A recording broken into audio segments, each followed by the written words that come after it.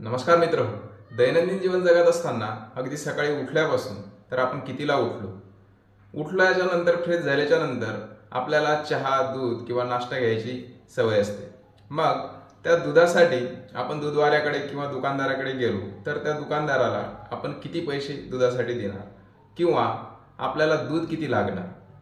तसेच त्या दिवसामध्ये तुम्ही शाळेमध्ये जात असाल, काम करायला ऑफिसमध्ये जात असाल किंवा इतर ठिकाणी कुठे जर फिरायला जायचं असेल तर त्या दिवसामध्ये त्या ठिकाणावर जाण्यासाठी मला सकाळी किंवा एका विशिष्ट अशा टाईमपर्यंत पोहोचण्यासाठी कितीला घरून निघायला लागेल. घरून निघल्याच्या नंतर मला कशाने जायचे आहे, तर मला बसने जायचे आहे किंवा माझ्याकडे टू व्हीलर आहे, तर टू व्हीलरने जर मला जायचे असेल तर मला कितीला निघायला पाहिजे, म्हणजे त्या विशिष्ट ठिकाणावर मी वेळेमध्ये पोहोचेल.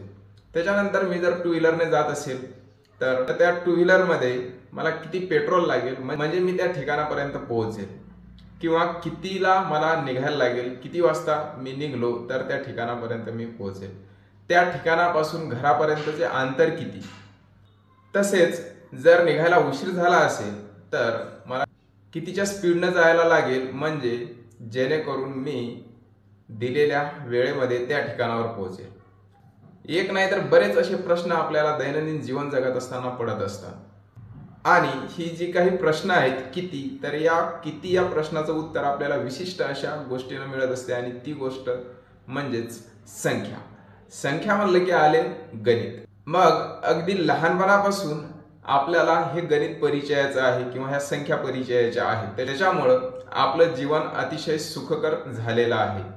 कितीला उठलो, कितीला पोहोचायला लागेल, कितीच्या स्पीडनं मला जायला लागेल, ह्या प्रश्नांची उत्तर आपण अगदी सहजरित्या आपण देऊ शकतो, कारण आपल्याला संख्येचा किंवा गणिताचा चांगल्या प्रकारे परिचय आहे. पण कधी विचार केलाय का की ज्यावेळेस गणिताचा किंवा संख्येचं अस्तित्व नव्हतं, त्यावेळेस शोध लागला नव्हता, त्यावेळेसचा जो माणूस आहे तो नेमका जर त्याला एखादी गोष्ट मोजायची असेल तर तो कशाचा नेमका वापर करायचा. तसेच ज्या संख्या आहेत त्या नेमक्या कधी अस्तित्वामध्ये आल्या किंवा या संख्येचा त्याचबरोबर गणिताचा शोध कोणी लावला असेल, किंवा ज्या संख्या आहेत किंवा गणित आहे या संख्यांनी गणिताने माणसाच्या जीवनामध्ये कशा प्रकारे प्रवेश केला.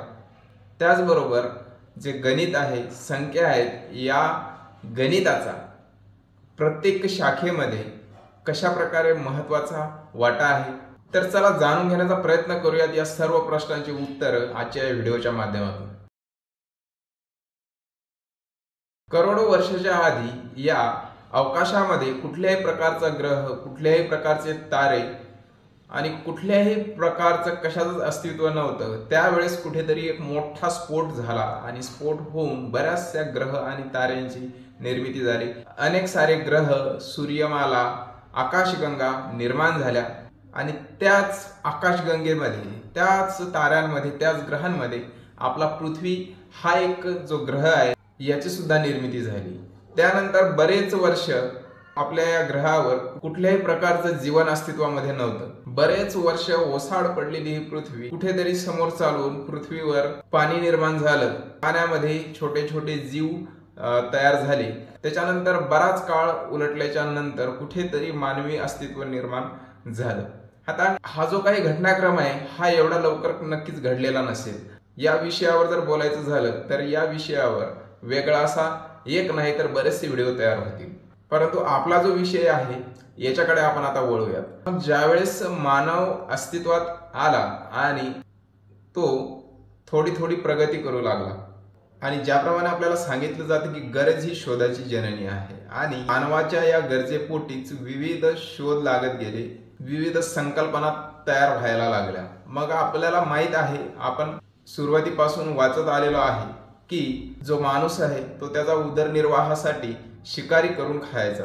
मग शिकार करण्यासाठी ज्या वेळेस तो स्वतःच्या वस्तीपासून दूर जात होता, कधी कधी तो मार्ग भटकायचा. मार्ग भटकल्यानंतर त्याला परत आपल्या वस्तीवर येण्यासाठी बराचसा वेळ लागत होता. म्हणजे इथे आपण असं म्हणायला काही हरकत नाही की माणसाला ही गरज होती, तर माझ्या वस्तीवर मला जर वापस पोहोचायचं असेल तर मला कशाची आवश्यकता आहे. आणि आपण रस्ता भटकणार नाही, आपण व्यवस्थित वेळेमध्ये आपल्या वस्तीवर वापस यावं यासाठी त्याने झाडावर, दगडावर, जमिनीवर खुणा मारायला सुरुवात केली. आणि ह्या ज्या काही खुणा आहेत, ह्या खुणा म्हणजेच एकंदरीत काय, तर त्याने कुठेतरी लिहायला सुरुवात केली. आणि जशी जशी गरज पडत गेली तसं तसं वेगवेगळ्या संकल्पना ह्या मानवाच्या मेंदूमध्ये निर्माण व्हायला लागल्या. एकदमच कुठली तरी संख्या मानवाने शोधून काढली आणि हिला काहीतरी नाव दिलं गेलं, असा प्रकार नक्कीच त्यावेळेस घडलेला नव्हता. जसं जसं माणसाला कुठल्याही गोष्टीची गरज भासत गेली तशा तशा नवीन संकल्पना कुठेतरी त्याच्या डोक्यामध्ये जन्म घेत होत्या. ह्या ज्या खुणा आहेत, ह्या खुणा खाना म्हणजेच इथे जन्म घेतला टॅली मार्क्सने. आणि टॅली मार्क्स जो आहे तो आपल्याला वर्ल्ड वाईड जर कुठेही बघितलं तर बऱ्याचसे असे आणखी अजून पण पुरावे सापडतात की जिथे जुन्या पुरातन वस्तूवर अजूनही उभ्या आडव्या अशा रेषा मारलेल्या आपल्याला दिसतात. बऱ्याचशा जागेवर कुठे हाडावर तर कुठे लाकडावर, कुठे दगडावर मानवाने ह्या खुणा करून ठेवलेल्या आहेत. सुरुवातीला टॅली मार्क मध्ये 4 रेषा मारल्याच्या नंतर त्याला एक क्रॉस अशी रेष आणि हा 5चा एक ग्रुप असा तयार व्हायचा. मग कुठेतरी ज्या वेळेस माणूस शिकारीला जात असेल, त्याचबरोबर त्याच्यासोबत जे काही त्याच्यासोबत जे काही त्याचे मित्र असतील, त्यांना जर त्याला काही द्यायचं असेल किंवा आपण किती शिकारी केले आहेत ह्या मोजण्यासाठी कुठेतरी तो लाकडावर म्हणा, दगडावर म्हणा किंवा जमिनीवर म्हणा खुणा करून ठेवायचा. मग आता ह्या ज्या खुणा आहेत ह्या नेहमीच त्याला उपयोगी येतील अशातला भाग नव्हता. कुठेतरी जर जमिनीवर त्याने खून करून ठेवलेली असेल तर मग त्याच जागेवर त्याला न थांबता जर दुसरीकडे जायचं असेल तर मग तो कुठेतरी दगड सोबत आपल्या वापरत असेल किंवा एखादा मग छोटासा जे लाकूड आहे त्या लाकडावर ज्या खुणा त्याने केलेल्या होत्या ते लाकूड सोबत वापरत असेल, जेणेकरून त्याला काय करायचं होतं तर त्या गोष्टीचं त्याला काय करायचं, त्याला रेकॉर्ड ठेवायचं होतं. त्याच्यामुळं ह्या गोष्टी हळूहळू मानवी मेंदूमध्ये कुठेतरी मागे बॅकग्राऊंडमध्ये त्याच्यात चालत होत्या आणि वेगवेगळ्या संकल्पना हा मानवाच्या मेंदूमध्ये तयार होत होत्या. टॅली मार्कच्या नंतर जन्म घेतला तो फिंगर काउंटनी. बघा, फिंगर काउंटने आपण जर आपल्याला काही जर मोजायचे असेल तर आपण 1, 2, 3, 4 अशा प्रकारे आपण मोजतो. आता जर आपण 2 हातामध्ये बऱ्याचशा संख्या मोजू शकतो, कारण आपण कांड्यावर पण काही गोष्टी आपण मोजू शकतो. हाच समोरचा भाग. परंतु त्यावेळी मानवाने 5 हा बेस असलेली सिस्टम तयार केलेली होती. आता 5चा बेस म्हणजे काय, तर हा थोडासा पार्ट असा आहे की जिथे 5 ही संख्या आपले जसं की 1 ते 10 पर्यंतच्या संख्या आहेत आणि 10 हा सर्वात शेवटची संख्या आहे. 10च्या नंतर आपण 1 लिहितो, 1च्या समोर परत 1 लिहितो, नंतर 1च्या समोर 2 लिहितो, म्हणजे 1 हा आपला रिपीट होत जाणार. तर मानवाने 5चा जो बेस आहे तो कुठेतरी असा तयार झाला होता की जिथे मानव कुठेतरी शिकारीला बाहेर जायचा तर त्यावेळेस त्याच्या एका हातामध्ये भाला असायचा आणि एका हातावर तो काय करायचा, तर एका हातावर तो काही जर वस्तू त्याला मोजायची असतील तर तो मोजायचा. त्याच्यामुळे ही जी 5चा बेस असलेली सिस्टम आहे ती उदयास आली. मग 5चा बेसच्या नंतर कुठेतरी मानवाला आणखी काही गोष्टींची आवश्यकता वाटली. त्याच्यानंतर 20चा बेस आला. मग आता 20चा बेस म्हणजे काय, तर मी ज्याप्रमाणे सांगितलेलं आहे 5चा बेस तसंच आता बघा 20चा बेस. आता बघा याच्यामध्ये ही गोष्ट तुम्हाला कन्फ्यूज करू शकते की डायरेक्ट इथे नंबर आलेले आहेत का, तर इथे नंबर नव्हते. तर त्यावेळेस कुठेतरी माणूस 1 साठी वेगळे चिन्ह, 2 साठी वेगळं चिन्ह, 3 साठी वेगळं चिन्ह अशा चिन्हांचा वापर करत होता. आता जी फिंगर काउंटिंग आहे ही फिंगर काउंटिंग नंतर जसं जसं मानवाला समोर आणखी काही संकल्पना सुचत गेल्या तसे मानवाने 20चा जो बेस आहे त्याची निर्मिती केली. मग 20च्या बेसमध्ये मानव अगदी हाताची 10 बोटं आणि पायाची 10 बोटं अशी 20 बोटं मोजायचा. शास्त्रज्ञांच्या मध्ये त्यावेळेची जी 20ची सिस्टम होती हा बराच काळ टिकली आणि त्याच्यानंतर कुठेतरी जे आपण आज 10ची नंबर सिस्टीम वापरतो, ज्याचा पाया 10 आहे, बेस 10 आहे, ही नंबर सिस्टम नंतर अस्तित्वात आली. बघा ना, जर विचार केला तर 20ची जर सिस्टम आज आपण वापरत असतो तर कुठेतरी आपल्याला ही हाताची तर 10 बोटं मोजायला लागलीच असती आणि नंतर पायाची पण 10 बोटं मोजायला लागली असती. म्हणजे कुठेतरी आपली एखाद्या ठिकाणावर असे हाताची बोटं मोजल्याच्या नंतर पायाची बोटं मोजण्यासाठी आपल्याला खाली बसण्याची वेळ आपल्यावर आली असती. त्याच्यानंतरच्या काउंटिंग मेथडच्या संदर्भात जर सांगायचं झालं तर क्लेचा म्हणा किंवा मातीचा वापर पण माणसाने केलेला आपल्याला आढळून येतो। त्याचबरोबर पिपारस नावाचं जे झाड आहे त्या झाडाची जी साल आहे त्या सालीचा वापर सुद्धा जो त्यावेळेचा एन्शियंट ह्युमन आहे हा करायचा। त्या झाडाच्या सालीवर तो कुठेतरी आपली जी काही त्यावेळेची सिस्टम होती लिहिण्याची तो तिथे लिहायचा आणि पिपारस हे झाडाची साल असल्यामुळं त्याला अगदी गुंडाळी घालून एका जागेवरून दुसऱ्या जागेवर पण तो नेऊ शकत होता। त्याचबरोबर क्विपूचा पण एन्शियंट ह्युमनने वापर केलेला आहे हे सुद्धा आपल्याला इतिहासामध्ये आढळतं। तर क्विपू म्हणजे काय तर काही वस्तू मोजण्यासाठी त्याच्या एका दोरीला गाठी बांधून ते रेकॉर्ड ठेवण्यासाठी या क्विपूचा पण मानव वापर करत होता। आता ही जी काही उदाहरणं आहेत ज्याप्रमाणे स्टोन झालं जे दगड आहेत, त्याचबरोबर क्ले आहे, क्विपू आहे, पिपारस आहे, ही अगदी अलीकडच्या काळामधली उदाहरणं आहेत।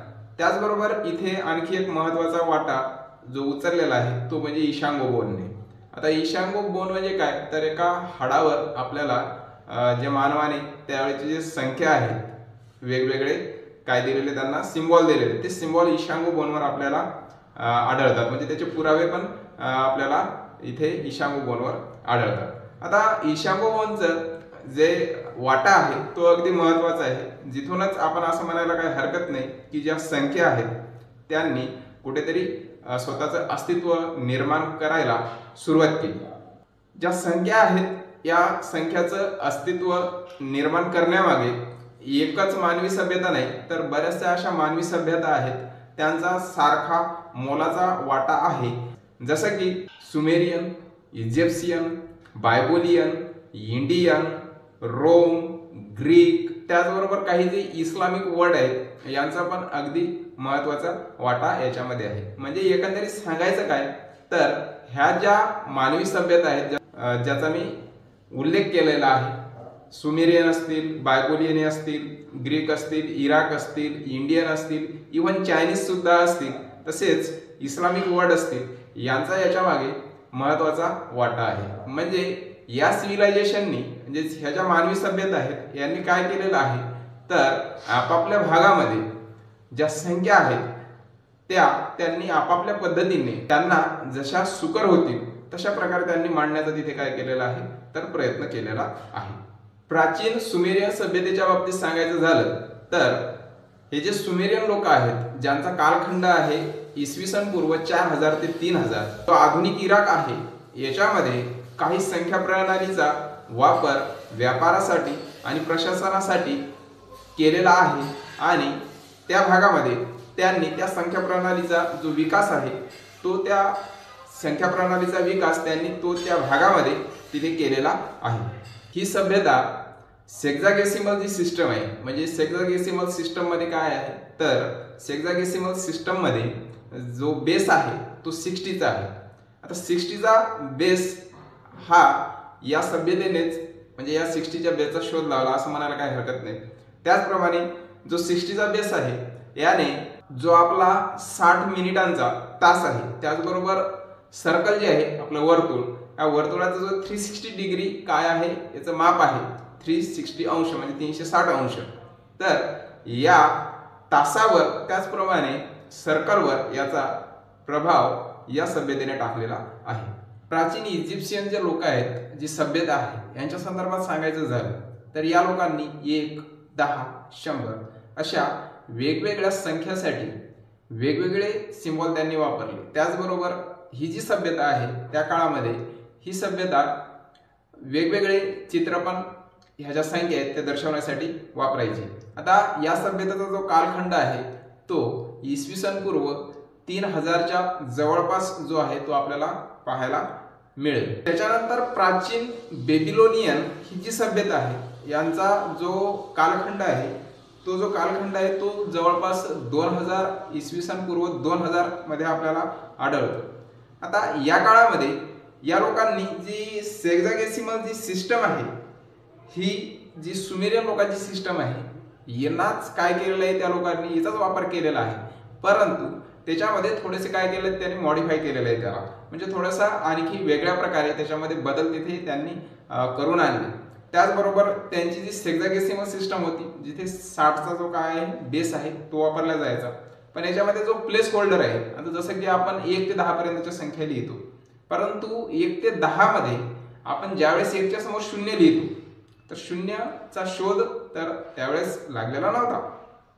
परंतु या लोकांनी ज्यावेळेस सेक्सागेसिमल सिस्टम जी वापरायची तर त्यावेळेस इथे जो आपण त्याला प्लेस होल्डर म्हणतो, तर जो प्लेस होल्डर आहे म्हणजे 9 झाल्याच्या नंतर परत 1 लिहिणे आणि त्याच्यासमोर 0 लिहिणे, 0 लिहून परत 1च्या समोर 1, नंतर 1च्या समोर 2, अशा प्रकारची जी सिस्टम आहे, तर हे जे प्लेस होल्डर आहे, तर हे प्लेस होल्डर तिथे ते सेक्सागेसिमल सिस्टम मध्ये ज्याचा बेस 60 होता, तर त्या 60च्या बेसमध्ये या लोकांनी तिथे वापरण्यास सुरुवात केलेली होती. म्हणजे इथे शून्याचा शोध लागलेला नसताना त्यावेळेस त्यांनी जे काही सिम्बॉल वापरलेली होती, तर त्या सिम्बॉलमध्ये हे जो प्लेस होल्डर आहे, हा जो काय आहे प्लेस होल्डर, म्हणजे जसं की 60ची सिस्टम आहे, मग 60 पर्यंत वेगवेगळी चिन्ह, 60च्या नंतर परत जर तुम्हाला 61 लिहायची असतील, म्हणजे इथे एका उदाहरणाने लक्षात घ्या की जर समजा आपल्याला 1 ते 9 पर्यंतच्या संख्या लिहायच्या आहेत, आता ही 10चा बेस सिस्टम आहे आपली, मग आपण काय करतो, परत 1 लिहितो आणि त्याच्या समोर 0 लिहितो, मग परत 1च्या समोर 1, 1च्या समोर 2, असं आपण रिपीट करत जातो.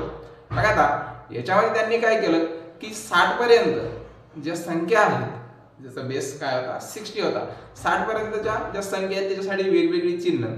त्याच्यानंतर 60च्या नंतर जर तुम्हाला समजा 61 लिहायची असतील, बघा 10चा जो बेस आहे त्याच्याशी रिलेटेड हे उदाहरण मी तुम्हाला सांगत आहे, तर त्याच्यामध्ये 61 जर लिहायची असतील तर जो प्लेस होल्डर आहे तिथे त्यांनी परत एखादं कुठलं तरी एक चिन्ह घेतलं आणि त्याचा जो प्लेस होल्डर आहे, म्हणजे 1च्या समोर आपण 0 लिहितो, तर तशा प्रकारे त्यांनी काय केलेलं आहे, 60 आणि 600 मध्ये जो फरक आहे किंवा 61 मध्ये जो फरक आहे तो तिथे त्यांनी दाखवायला काय केलेली आहे, तर सुरुवात केलेली होती. म्हणजे आपल्याला असं आढळून येतं की त्यांनी तिथे ती सुरुवात त्यांनी केलेली होती.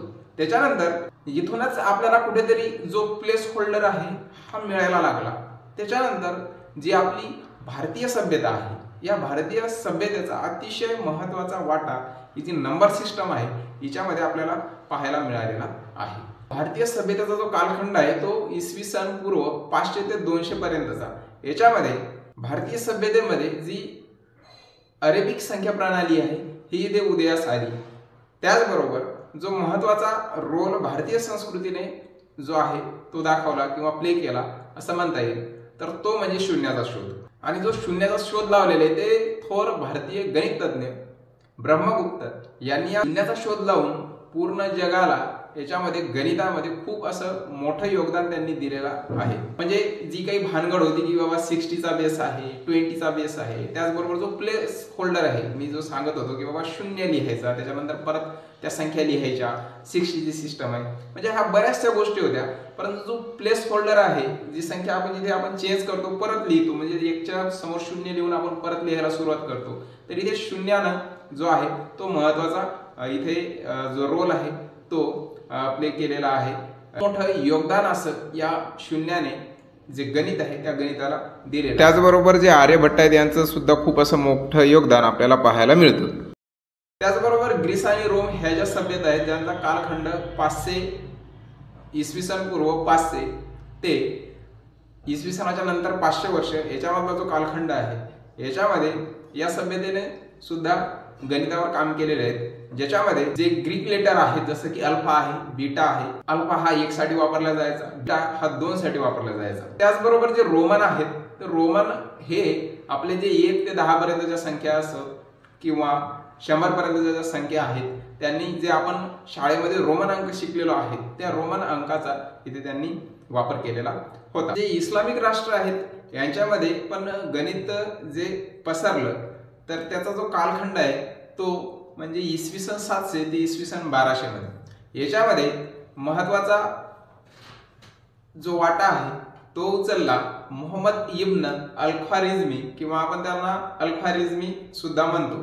तर या अल-ख्वारिझमींनी जे इस्लामिक स्टेट आहेत याच्यामध्ये जे गणित आहे ते पसरवण्यास सुरुवात केली.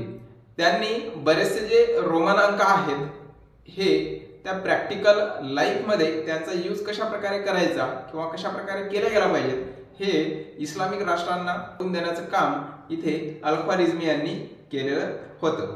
तर ह्या ज्या संख्या आहेत ह्या हजारो वर्षापूर्वी ह्या अशा प्रकारे काय झालेल्या आहेत, तर अशा प्रकारे ह्या जगासमोर येत गेलेल्या आहेत। याच्यामध्ये महत्वाची जी भूमिका आहे ती शून्याची आपल्याला इथे दिसून येत आहे, कारण ज्यावेळेस आपल्याला शून्य मिळाला, शून्याच्या वापरानं जे गणित आहे अतिशय सुकर होण्यास मदत झाली। आता याच्यामध्ये आर्यभट्ट आणि ब्रह्मगुप्त जे आहेत यांचा पण खूप अतिशय महत्वाचा वाटा आहे, परंतु याच्यावर जर बोलायचं झालं तर एखादा सेपरेट असा त्याच्यावर एक व्हिडिओ तयार होऊ शकतो।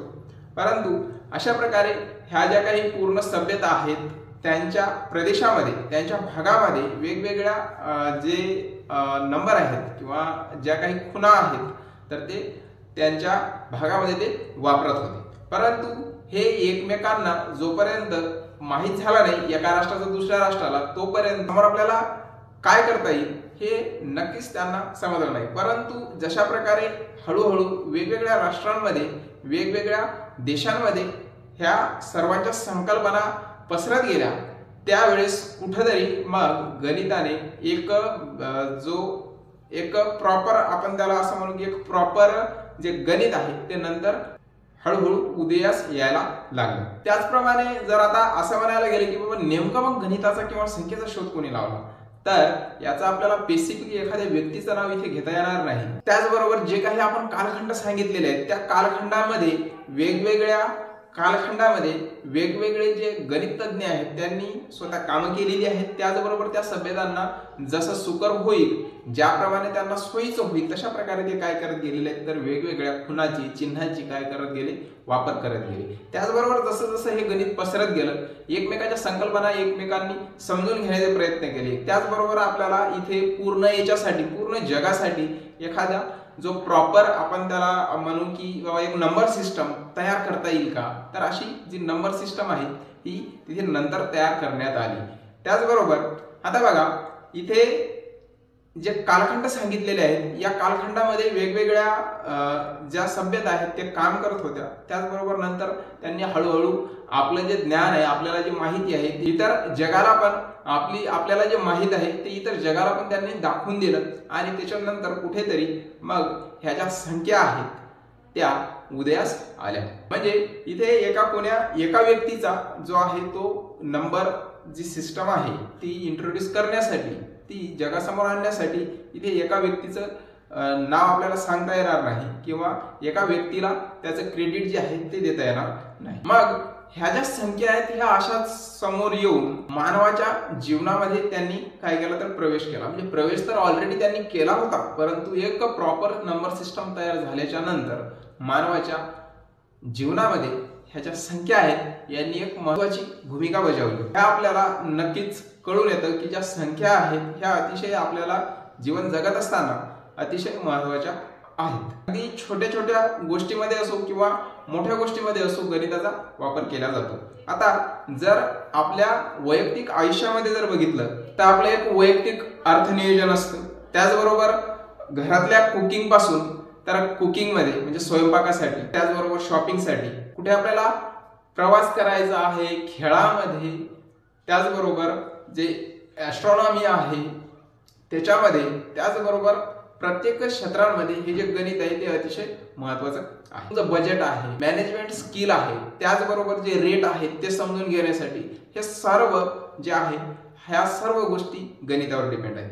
त्याचबरोबर शॉपिंग आणि कुकिंग जर म्हणलं तर ज्यावेळेस आपण शॉपिंगला जातो तर कुठल्या वस्तूचा भाव किती, त्याचबरोबर त्याच्यावर काही आपल्याला डिस्काउंट आहे का, त्याचबरोबर किती वस्तू घेतल्या म्हणजे मला काहीतरी डिस्काउंट भेटेल, त्याचबरोबर एखादी वस्तू समजा एखाद्या वस्तूवर फ्री आहे तर मग ती फ्री असलेली वस्तू जर मी ते एक वस्तू खरेदी केली तर मला ती एक वस्तू मग कितीला मिळणार। एखादी जर 50 रुपयाची वस्तू असेल परंतु तिचा जर जो भाव आहे तो 75 मध्ये 2 जर आपल्याला मिळत असतील तर नक्कीच आपण तिथे विचार करणार किंवा विचार करतो की बाबा मी जर ह्या 75 मध्ये 2 वस्तू घेतल्या तर मला एक वस्तू कितीला मिळणार।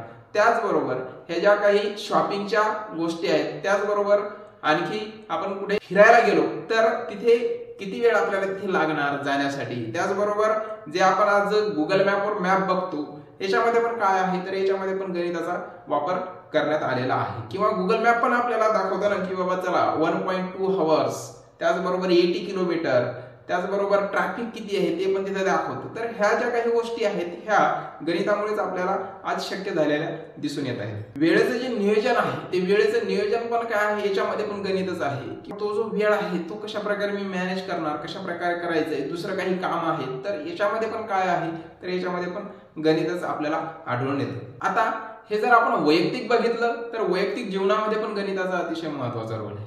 त्याचबरोबर ज्या वेगवेगळ्या फील्ड आहेत, ज्या वेगवेगळ्या शाखा आहेत, जसं की इंजिनिअरिंग आहे, सायन्सच्या बऱ्याचशा फील्ड आहेत, त्याचबरोबर आर्टच्या फील्ड असो, कॉमर्सच्या फील्ड असो, इव्हन कुठल्याही फील्ड असो, ॲस्ट्रॉनॉमी असो, त्याचबरोबर कृषीच्या खात्यामध्ये असो, या प्रत्येक शाखेमध्ये जे गणित आहे त्या गणिताचा जो वापर आहे तो आपल्याला पाहायला मिळतो. म्हणजे गणित काय करतं की काही जर पॅटर्न असतील तर ते पॅटर्न आपल्याला समजून सांगण्याचा प्रयत्न करतो.